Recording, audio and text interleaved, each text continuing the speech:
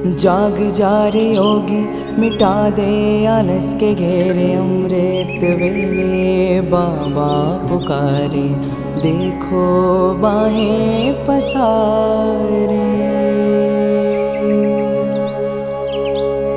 बाबा प्यार तुम्हारा अमृत वेले उठाता, मोहिनी रात में मुझे जगाता। प्रेम की घंटी हृदय मंदिर में बजती, परमात्मा पुकार में आत्मा सुनती। नींद पर होती योग की विजय, माया के होते सहज पराजय। आराम नहीं मिलन चाहते, बाबा संग आत्मा खिल जाती।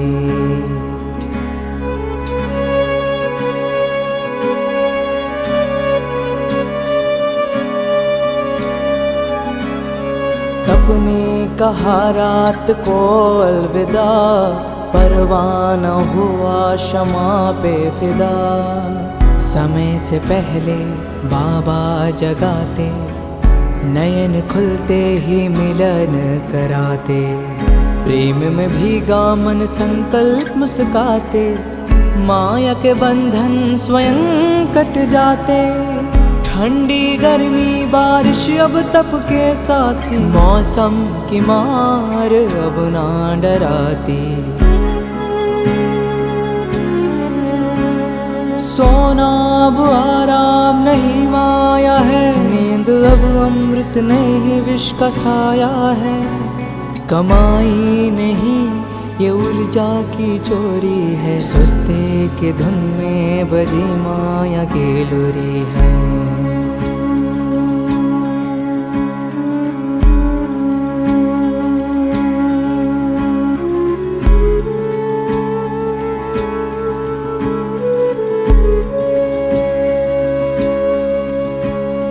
आराम की चाह वो रूह की लाचारी है, तप की राह में मन की हेरा फेरी है। जागृत में विश्व कल्याण का सूत्र हूँ, ब्रह्म मुहूर्त का प्रहरी मैं शिव पुत्र हूँ। सकल विश्व को तप से भरता, अमृत वेला में तपस्वी जलता। संकल्प से उठता नवयुग की नींव रखता, तप के ईंटों से स्वर्णिम स्वराज्य रचता। नींद की घड़ी अब बीत चुकी है, माया की छाया अब मिट चुकी है। वर्तमान में जलती है आत्मा की मशाल, मैं हूँ जागृत यही मेरा कमाल। बाबा की याद में स्वयं को गढ़ता, योग अग्नि से आलस को राख करता।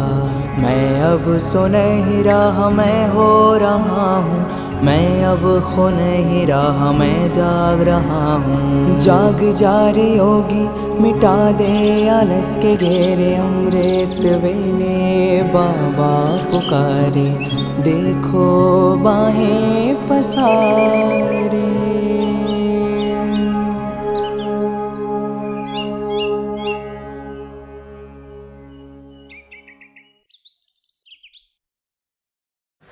ஓம் சாந்தி. யுக மாற்றத்திற்கான நுழைவாயில் அமிர்த வேலை யோகம் அப்படிங்கிற 108 நாள் பட்டியினுடைய 70வது நாள் 29/9/2025 இன்றைய வகுப்பு.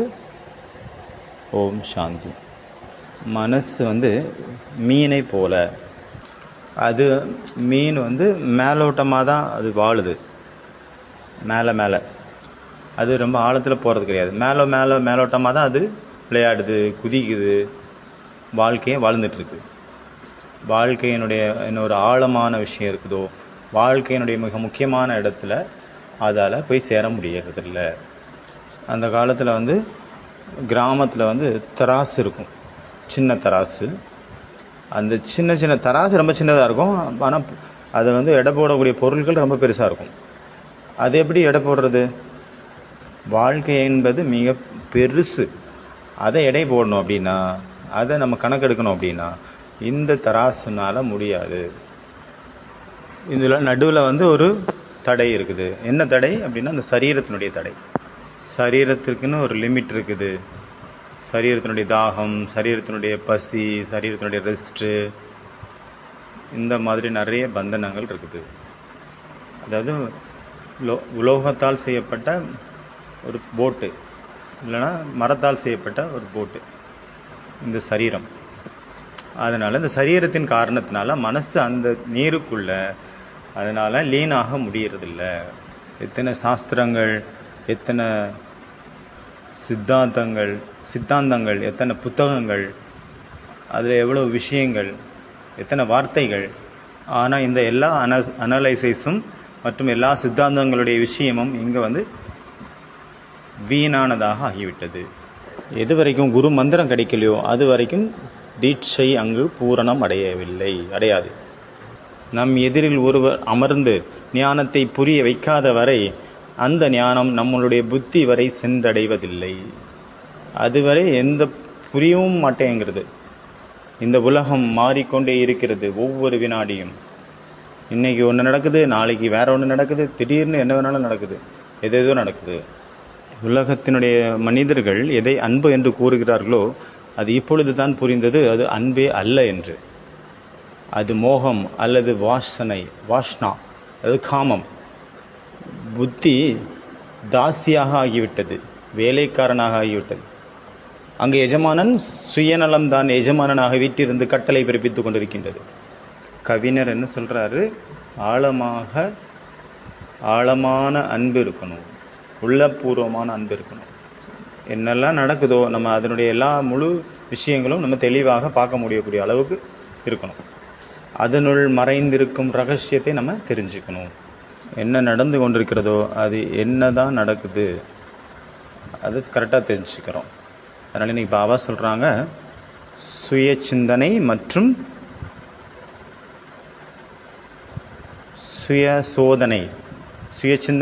சுய சோதனை ரொம்ப முக்கியம். எப்படி வந்து சாப்பாட்டுக்காக நேரம் ஒதுக்குறீங்க, தூங்குறதுக்காக நேரம் ஒதுக்குறீங்க.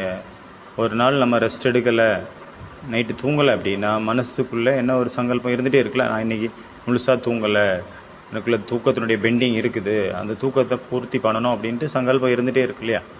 நான் போய் ரெஸ்ட் எடுக்கணும், தூங்கணும் அப்படின்ட்டு இருக்கு. அப்புறம் சாப்பிட்றதுக்கு லேட் ஆகிடுச்சுன்னா போய் சாப்பிட்ணும் அப்படின்னு என்ன வருது? எப்படி இந்த ரெண்டுலேயும் கவலை இருக்குது. தூக்கத்தை பெண்டிங் இருக்குது, அதை முடிக்கணும். சாப்பாடு பெண்டிங் இருக்குது, அதை சாப்பிட்ணும். அதே போல் இப்போ உங்களுக்கு எந்த கவலை இருக்கணும்? சுயத்தினுடைய கவலை இருக்கணும். தன்னைத்தானே சோதிக்கக்கூடிய அந்த செயல்முறையினுடைய கவலை இருக்கணும். சரீரம் கூட ஒரு பந்தனம். அந்த பந்தனத்தையும் கடந்து நீங்கள் கடந்த நிலைக்கு போகணும். சரீரத்துக்கு ஒரு லிமிட் இருக்குது. சரீரம் அப்படிங்கிறது ஒரு போட்டு, அது நிறைய தடவை நடுவிலே நின்றுது.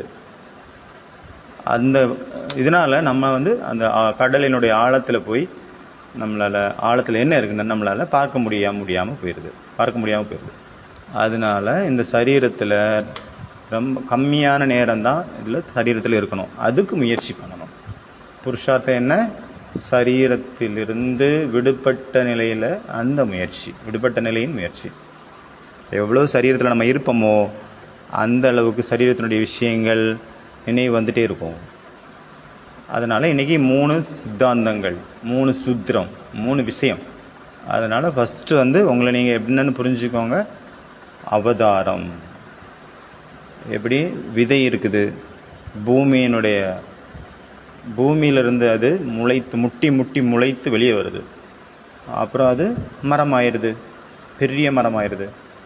அதே போல் ஆத்மா, நான் எல்லா ஆத்மாக்களும் பரந்தாமத்திலேருந்து இந்த பூமியில் வந்து அவதாரம் பண்ணியிருக்கு. அதனால் டெய்லி அமிர்த வேளையில் இந்த அவதாரம், அதாவது நான் ஆத்மா பரந்தாமத்திலேருந்து இங்கே அவதாரம் பண்ணியிருக்கிறேன். எதற்காக அவதாரம் பண்ணியிருக்கிறேன்? சிரேஷ்ட கர்மம் செய்கிறதுக்காக. யார் அவதாரம் பண்ணியிருக்காங்களோ அவங்க எப்போவுமே சதா நினைவில் வச்சுருப்பாங்க, நான் எதுக்காக அங்கே வந்திருக்கிறேன், நான் என்ன பண்ணணும், அது நிரந்தரமாக அவங்க நினைவில் இருக்கும். ஃபஸ்ட்டு பாயிண்ட், ஃபஸ்ட்டு சித்தாந்தம் அவதாரம். ரெண்டாவது அட்டென்ஷன். டென்ஷன் மற்றும் அட்டென்ஷனில் பாபா சொல்கிறாரு, டென்ஷன் அப்படின்னா ராத்திரி, அட்டென்ஷன் அப்படின்னா பகல். எங்கே அட்டென்ஷன் இருக்கோ அங்கே டென்ஷன் இருக்க இயலாது.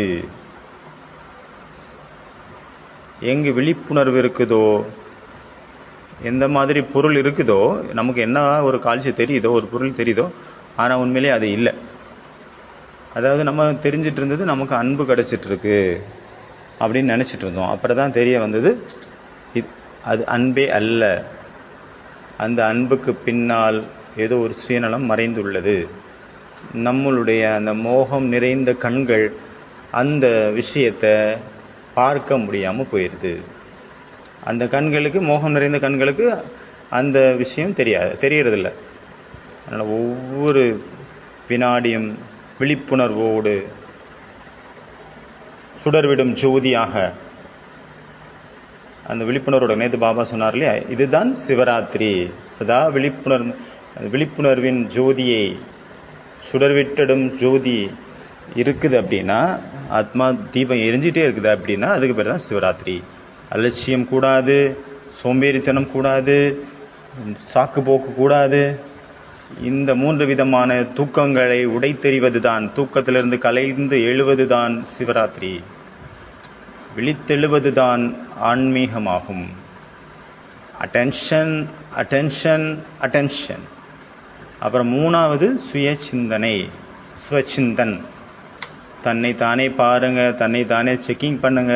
பச்சாதாபத்தை இங்கேயே முடிச்சிருங்க, பிராய்ச்சித்தத்தை இங்கேயே முடிச்சிருங்க. அப்புறம் நம்ம மறுபடியும் அப்புறமா ஏதாவது அதுக்காக பண்ண வேண்டிய வந்துடக்கூடாது. தன்னை தானே என்ன பண்ணிக்கோங்க, என்ன பண்ணணும், எழுப்பிக்கிட்டே இருங்க. அப்படி கிடையாது, சதா பனிஷ்மெண்ட் கொடுத்துட்டே இருங்க, தண்டனை கொடுத்துட்டே இருங்க. இதுதான் இந்த 3 விஷயங்கள். இன்றைய 3 விஷயம்.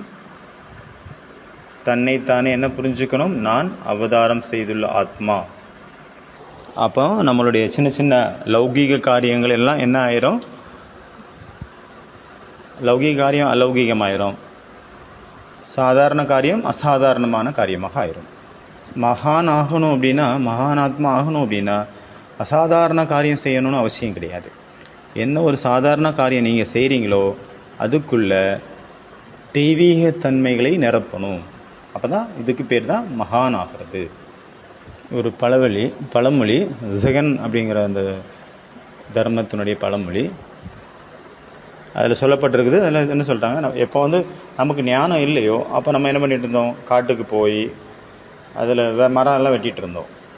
அதாவது அவர் போய் காட்டுக்கு போவார், காட்டில் போய் மரத்தை வெட்டுவார், அப்புறம் அந்த மரத்தெல்லாம் எடுத்துகிட்டு வருவார். அப்போ திடீர்னு இப்போ அவருக்கு ஒரு ஜாகரன், விழிப்புணர்வு, அவேர்னஸ் வந்துடுச்சு. திடீர்னு ஒரு நாள் அவருக்கு ஒரு சுயநினைவு ஏற்பட்டுடுச்சு. திடீர்னு அவருக்கு ஒரு ஞானோதயம் பிறந்தது. அதே காரியம்தான் செஞ்சிட்ருக்கிறாரு. ஆனால் என்லைட்மெண்ட் ஆச்சு, அதாவது ஞானோதயம் பிறந்தது. அப்புறமும் அதே காரியம் தான் செய்கிறாரு. அதே டெய்லி என்ன காரியம் செஞ்சுட்டு இருந்தாரோ அதே காரியம் தான் செய்கிறாரு. இந்த மாதிரி என்லைட்மெண்ட்டான ஞானோதயம் பெற்ற ஆத்மாக்கள் நம்மளுடைய கூட்டத்தின் நடுவில் தான் இருக்காங்க. ஆனால் மேலேருந்து பார்க்கும்போது எல்லாமே சேமாக தெரியும். ஆனால் உள்ளுக்குள்ளே அவங்களுடைய சைத்தன்ய தன்மை என்னவாக இருக்கும், மிக உயர்ந்த காரியத்தில், உயர்ந்த இடத்துல அது காரியம் செஞ்சிட்ருக்கோம். ஏதாவது ஒரு உயர்ந்த ஐயாம், நான் அப்படிங்கிறதுல நிலச்சிருக்கும். அதனால் உங்களை நீங்களே என்னென்னு புரிஞ்சுக்கணும், நான் அவதாரம்.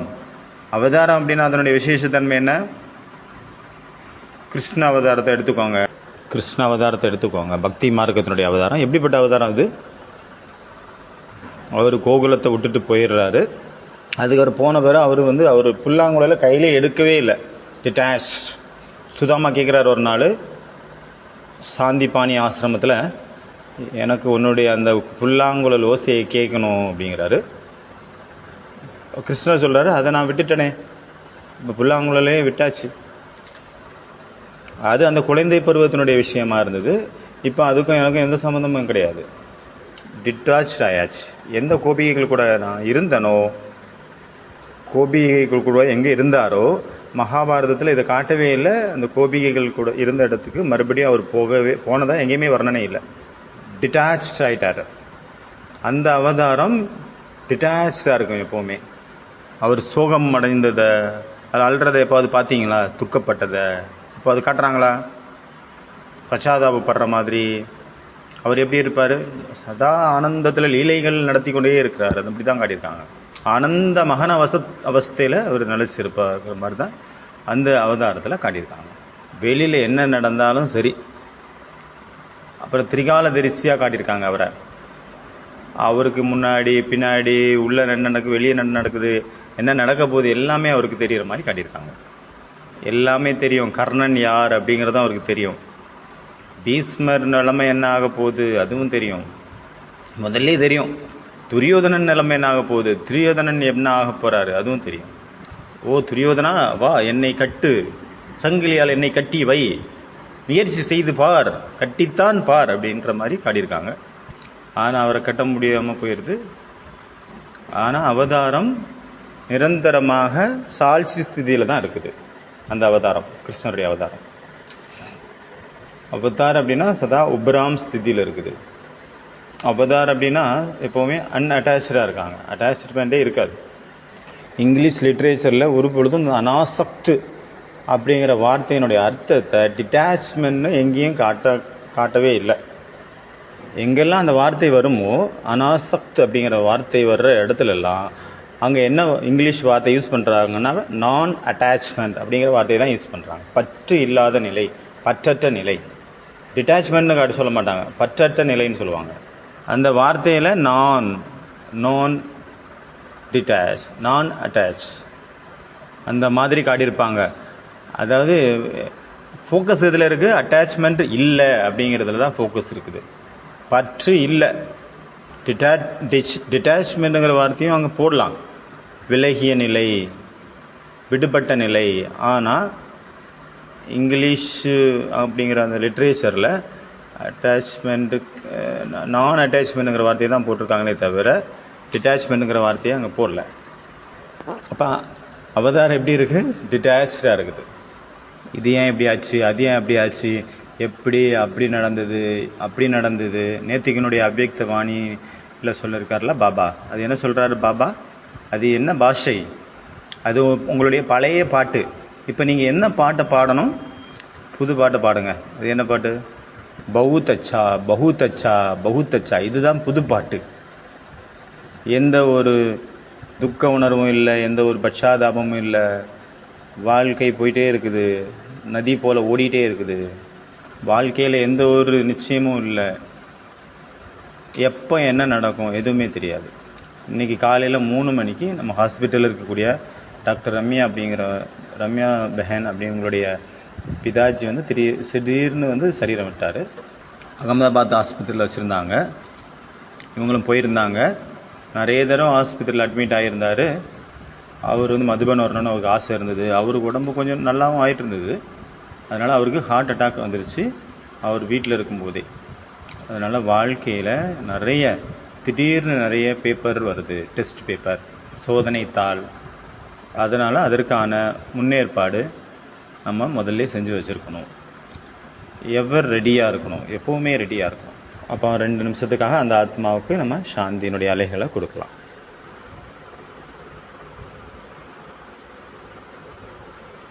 ஓம் சாந்தி. இன்றைக்கி முதல் சூத்திரம் என்ன? ஃபஸ்ட்டு சூத்திரம் என்ன?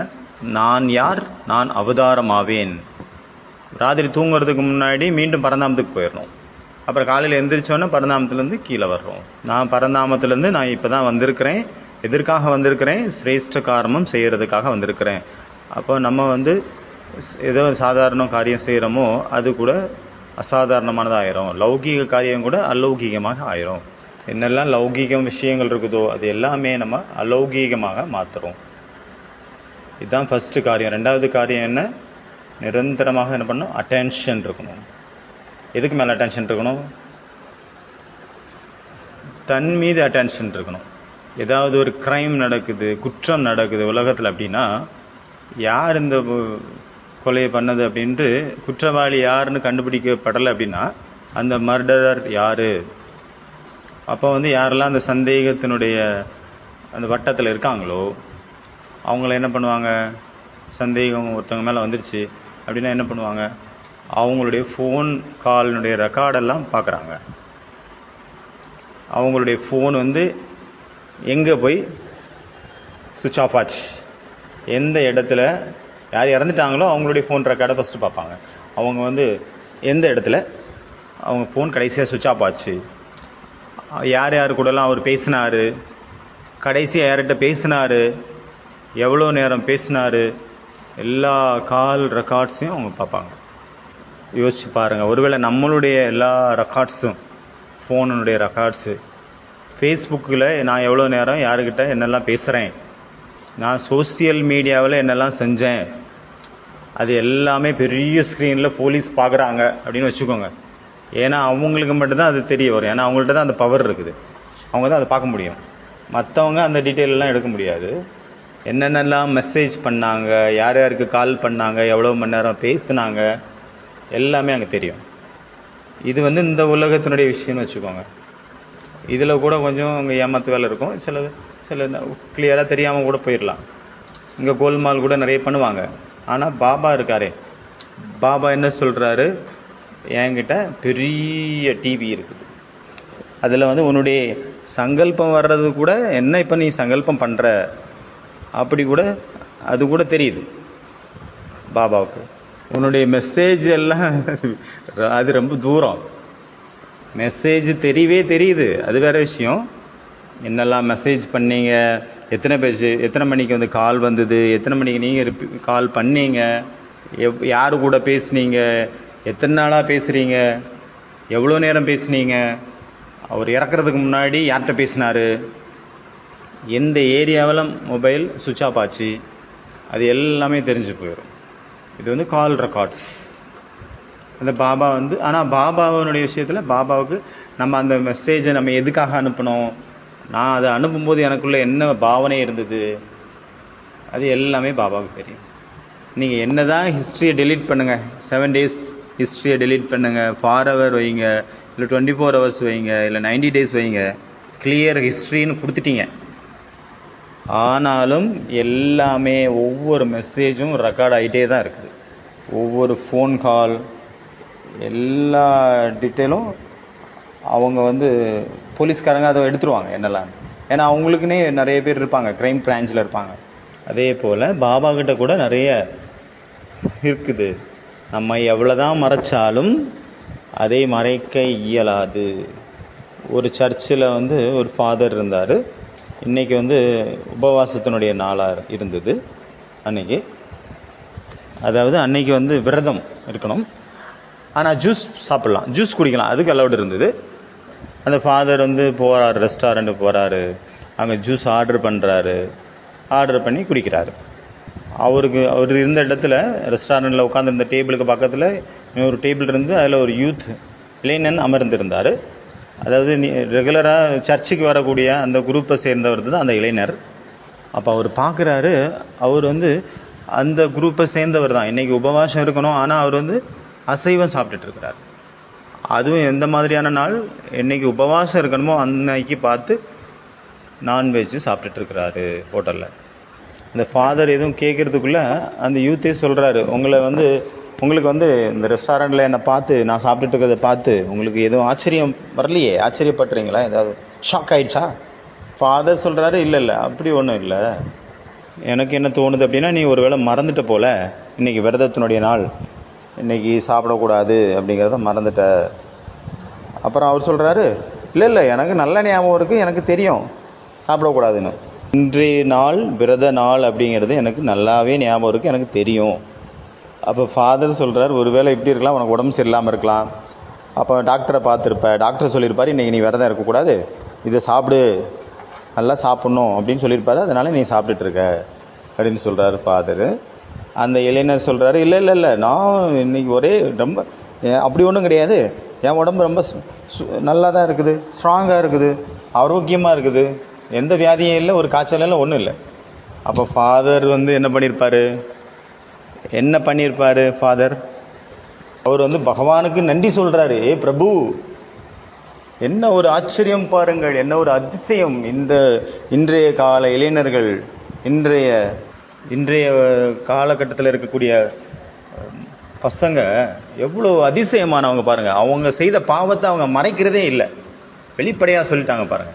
என்ன ஒரு அதிசயம் பிரபுவே அப்படிங்கிறார். அப்போ அதில் கூட அவர் என்ன பார்த்தாரு, ஒரு பாசிட்டிவ் விஷயத்தை அவர் எடுத்துக்கிட்டாரு. அதை இவர்கிட்ட இருந்து நான் என்னெல்லாம் கற்றுக்கணும், எதை கற்றுக்கிட்டேன் அப்படிங்கிற மாதிரி அவர் பாசிட்டிவிட்டியாக எடுத்துக்கிறார். வேற யாராவது இருந்தால் அவங்க பாவத்தை, அவங்க சாப்பிட்றத மறைச்சிருக்கலாம், ஒருவேளை சொல்லாமல் வேற மாதிரி சாக்கு போக்கு சொல்லியிருக்கலாம். ஆனால் இன்றைய லேட்டஸ்டான இந்த இளம் பசங்க, இன்றைய காலத்து பசங்க எதையும் மறைக்கவே இல்லை, ஓப்பனாக இருக்காங்க, சொல்கிறாங்க, அவங்க மறைக்கலை. யாருக்கு எந்த மாதிரி உள்ளுக்குள்ளே இருக்குதோ அதே போல் அவங்களுக்கு தெரியுது. அப்போ நம்ம என்ன சொல்லிட்டு இருந்தோம், அட்டென்ஷன், நிரந்தரமாக அட்டென்ஷன். அப்புறம் எதை செக்கிங் பண்ணோம், தன்னை தானே செக் பண்ணணும். அப்புறம் சுய சிந்தனை எதை பற்றி பண்ணணும், தன்னை பற்றி சிந்தனை செய்யணும். தன்னுடைய வாழ்க்கையினுடைய நான் எங்கே இருக்கிறேன், இந்த நேரத்தில் நான் என்ன அடைஞ்சிருக்கிறேன், நான் இதுக்காக செய்யவில்லையே.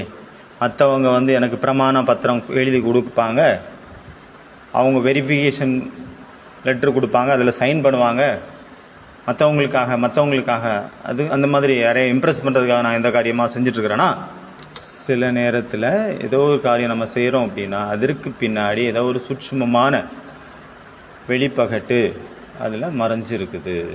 இவங்களுக்காக, இவங்க பார்க்கணும், இவங்க புகழணும், இவங்க அப்ரிஷியேட் பண்ணணும், அவங்கள இம்ப்ரெஸ் பண்ணணும். இதுக்கு பேர் தான் அட்டென்ஷன் சீக்கிங் பிஹேவியர்.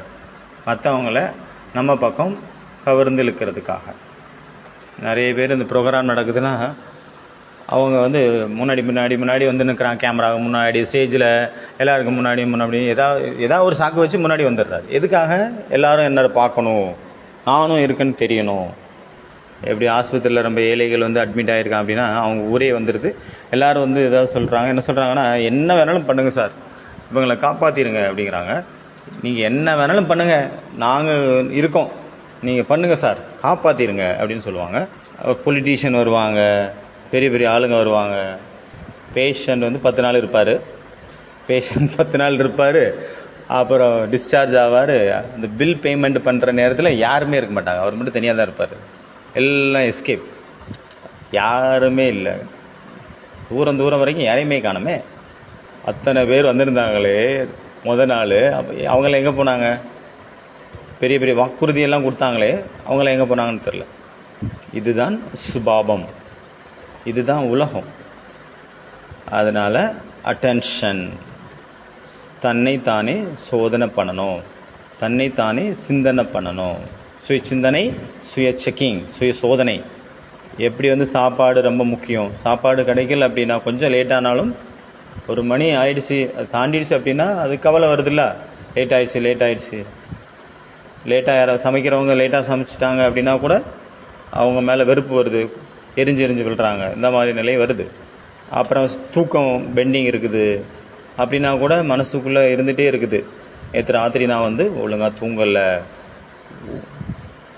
அதனால் இன்றைக்கி நான் நல்லா தூங்கணும், சீக்கிரம் போய் தூங்கணும், என்ன ஆனாலும் சரி எல்லா சேவையும் முடிச்சுட்டு சீக்கிரம் நான் போய் படுத்துருவேன் அப்படிங்கிற மாதிரி அதுக்கு அட்டென்ஷன் இருக்கு இல்லையா. அதே போல் பாபா சொல்கிறாங்க, எப்படி அதுக்கு நீங்கள் மகத்துவம் கொடுக்குறீங்களோ அதே போல் இதுக்கும் சுய சோதனை, சுய சிந்தனைக்கு நீங்கள் அட்டென்ஷன் கொடுங்க. அப்போ என்ன ஆகும்? முரளியில் பாபா என்ன சொன்னார்? டபுள் லைஃப் ஸ்திதி வந்துடும். அப்புறம் வேறு என்ன சொன்னார்? அதனுடைய பலன் கிடைக்கும். அதனால் இன்றைக்கி 3 விஷயங்கள். முதல்ல சாந்தி தாமத்திலிருந்து அவதாரம் செய்திருக்கிறேன், சிரேஷ்ட கர்மம் செய்வதற்காக. டெய்லி அமிர்த வேளையில் இந்த மாதிரி நினைங்க, நான் தூக்கத்திலிருந்து அல்ல, சாந்தி தாமத்திலிருந்து கர்மம் செய்வதற்காக அவதாரம் செய்திருக்கிறேன். ராத்திரி கர்மம் செய்துவிட்டு சாந்தி தாமத்திற்கு சென்று விடுவேன். சாந்தி தாமத்துக்கு போயிருங்க. அவதாரங்க எடுத்திருக்காங்கன்னா அவங்க அவதாரம் பண்ணுறாங்க எதுக்காக? சிரேஷ்ட கர்மம் செய்வதற்காக. அவங்களுடைய ஜென்மமே எதுக்காக? அவதாரம். அவதாரம்னா என்ன சொல்கிறாங்க? பிரகட், அதாவது வெளிப்படுவது, தோன்றுவது, உதிப்பது, அந்த மாதிரி. ஸ்ரீராமருடைய அவதாரத்தை எப்படி காட்டியிருக்காங்க? நவனி திதி, நவமி திதி மத்தியாஸ் புனிதா உஸ்கா. அப்போ அதாவது நவமி அப்படிங்கிற நாளில் அவர் உதித்தாக, அதாவது பிறந்தார் அப்படின்னு காட்டியிருக்காங்க. இந்த நட்சத்திரம் இருந்தது, அந்த நட்சத்திரம் இருந்தது, இந்த உலகம் அமைதி இல்லாமல் இருந்தது, சுகம் இல்லாமல் துக்கத்தில் இருந்து, அந்த நேரத்தில் முழு உலகத்திற்கும் ஓய்வை கொடுப்பதற்காக இந்த உலகத்தில் ராமர் அவதாரம் செய்தார். அப்போ அவதாரம் அப்படின்னா என்ன பண்ணுறாங்க? அவங்க அவங்க உதிக்கிறாங்க, தோன்றுறாங்க, அவங்க வெளிப்படுறாங்க. அவங்க அவதாரம் அப்படின்னா அவங்க ஜென்மம் எடுக்கிறது கிடையாது, பிரகடனம் ஆகிறாங்க, அங்கே உதிக்கிறாங்க, தோன்றாங்க, வெளிப்படுறாங்க. அவங்க வர்றாங்க ஜெகத்தை கல்யாணத்துக்காக, உலக நன்மைக்காகவே அவர்கள் பிரகடனம் ஆகிறாங்க, அவதாரம் செய்கிறாங்க. பரித்ராணாய சாதுநாத் விநாசாய சதுஸ்கதா. அதாவது நான் அவதாரம் செய்கிறேன். அவதாரம் அப்படின்னா அவங்களுக்கு முதலே தெரியும், நான் இப்போ இந்த இடத்துல இந்த விஷயத்துக்காக அவதாரம் எடுக்க போகிறேன், நான் என்னெல்லாம் செய்யணும். அவங்க குழந்தையிலேருந்தே அவங்க ஜாகிரத அவஸ்தாவில் இருப்பாங்க, அவங்களுக்கு அந்த போதம் ஏற்படும், நான் எதுக்காக வந்தேன், நான் என்ன செய்யணும். நிறைய பேர் என்ன பண்ணுறாங்க, அவங்களுடைய பாதி வாழ்க்கை அவங்க தூங்குறதுலேயே போயிடுது, ஆத்மா உணர்வுலேருந்து அந்த விழிப்புணர்வு இல்லாத நிலை. அதுக்கப்புறம் அவங்க கஷ்டப்பட்டு, துக்கப்பட்டு, துன்பப்பட்டு, துயரப்பட்டு அப்புறம்தான் அவங்களுக்கு அந்த விழிப்புணர்வு நிலை ஏற்படுது. சன்னியாசிகளுக்கெல்லாம் அப்படி தானே. ஆனால் அவதாரம்னா என்ன? அவங்க பிறந்த உடனே அவங்களுக்கு தெரியும் நான் என்ன பண்ணணும். அதனால் உயர்ந்த ஸ்திதியிலிருந்து இந்த பூமிக்கு வர்றாங்க. இதுதான் அவதாரம். அந்த மாதிரியான ஸ்திதியிலிருந்து நீங்கள் காரியம் செய்கிறதுனால சாதாரண கர்மம் கூட அலௌகிக கர்மமாக மாறிவிடும். எப்படி மற்றவங்கெல்லாம் சாப்பிட்றாங்க, சாப்பாடு சாப்பிட்றாங்க, ஆனால் நீங்கள் என்ன சொல்கிறீங்க? பிரம்மா போஜன் சாப்பிட்றோம். அப்போ வித்தியாசம் ஆயிடுச்சு இல்லையா? அவங்க என்ன சொல்கிறாங்க? நாங்கள் நடக்கிறோம் அப்படிங்கிறாங்க. ஆனால் நீங்கள் என்ன சொல்கிறீங்க? பரிஸ்தாவை போல் நாங்கள் நடக்கிறோம், பரிஸ்தாவை போன்ற நடை, அதாவது டபுள் லைட் ஸ்திதியில் நீங்கள் நடக்கிறீங்க.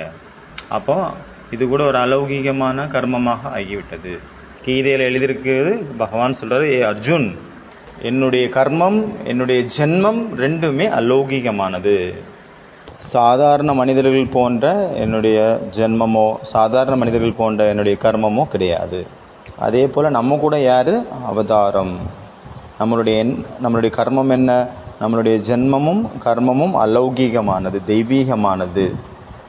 சதா அட்டென்ஷன் வைங்க. என்னுடைய ஆத்மா அப்படிங்கிற நட்சத்திரம் மின்னி கொண்டிருக்கின்றது. சதா மின்னுகிறதா, இல்லை அடிக்கடி அது அணைஞ்சு போயிருதா? ஒருவேளை பிரகாசம் ஜொலிப்பு கம்மியாக இருக்குது அப்படின்னா அப்போ அட்டென்ஷனில் கம்மி இருக்குது அப்படின்னு அர்த்தம். எப்படி ஸ்தூலமான தீபத்தில் அதில் நெய்யோ அல்லது எண்ணெயோ நம்ம கரெக்டாக ஊற்றிட்டே இருக்கோம் அப்படின்னா அது சதா சுடர் விட்டு எரிஞ்சிட்டே இருக்குது. அது கம்மி ஆகிடுச்சு அப்படின்னா அதனுடைய பிரகாசமும் கம்மி ஆகிடுது. அதே போல் அட்டென்ஷன் கம்மியாக இருந்தது அப்படின்னா பர்சன்டேஜும், பிரகாசத்தினுடைய பர்சன்டேஜும் கம்மியாயிருது. அதனால பாப்தாதாவனுடைய சிரேஷ்டமத் அமிர்த வேலை முழு நாளைக்காக நீங்கள் அட்டென்ஷன் வைங்க. அட்டென்ஷன் இருக்குது, ஆனால் இன்னும் டேஸ் பண்ணணும். என்ன பண்ணணும்? இன்னும் அது என்ன பண்ணணும்? அண்டர்லைன் பண்ணுங்க, அடிக்கோடிடுங்கள். அண்டர்லைன் பண்ணுறதுனா என்ன? அடிக்கடி அதை நினைவு வைக்கிறது, நினைவு செய்கிறது, ஞாபகப்படுத்துறது.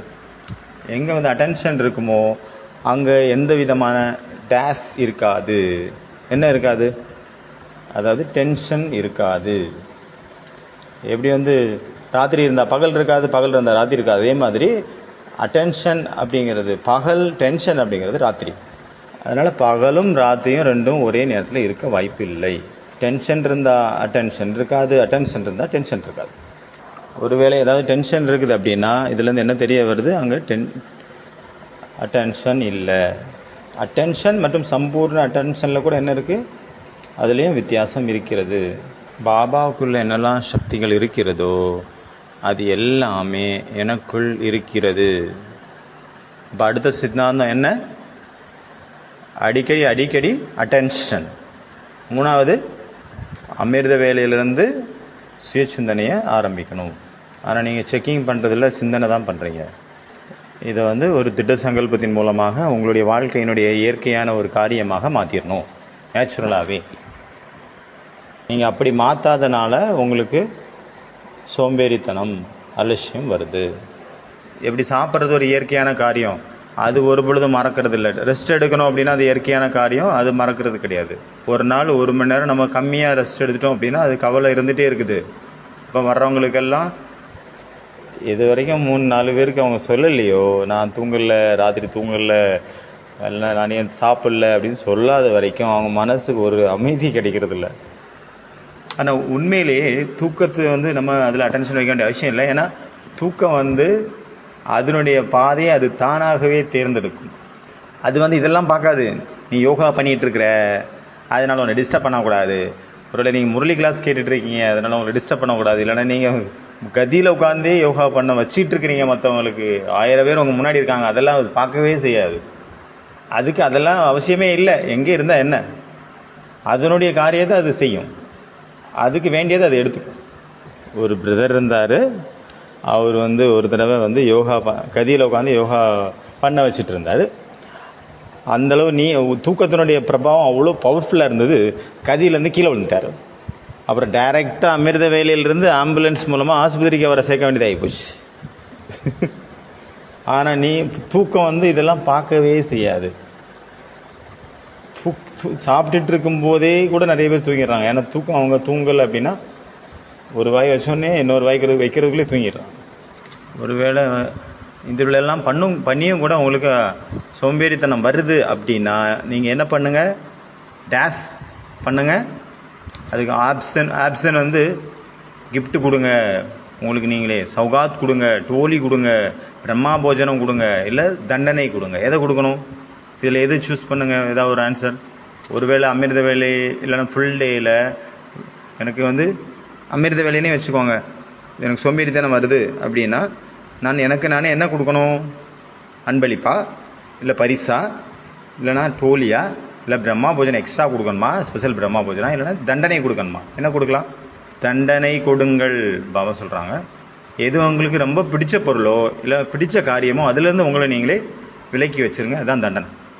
ஒரு நாளைக்காக மொபைல் சுவிட்ச் ஆஃப் எடுக்கவே கூடாது அப்படின்னு தண்டனை கொடுங்க உங்களுக்கு. நீங்கள் பாபா சொல்கிறாங்க பச்சாதாபப்படணும்.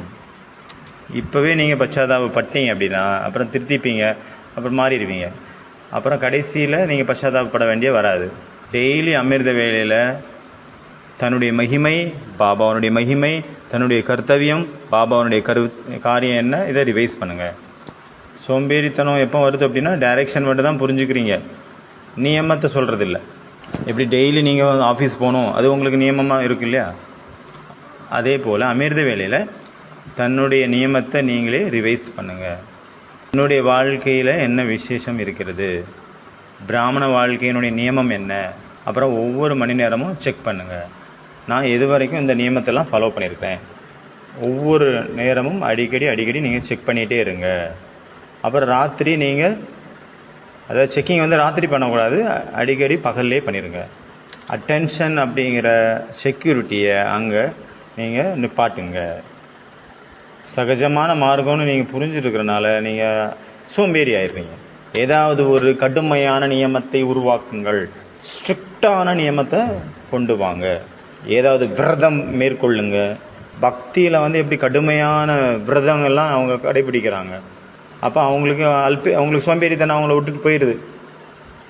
எப்படி சாகார பாபா வந்து எப்போவுமே விழித்து களைப்படையாதவராக தெரிஞ்சார் இல்லையா, அதே போல் பாபாவை ஃபாலோ பண்ணுங்கள்.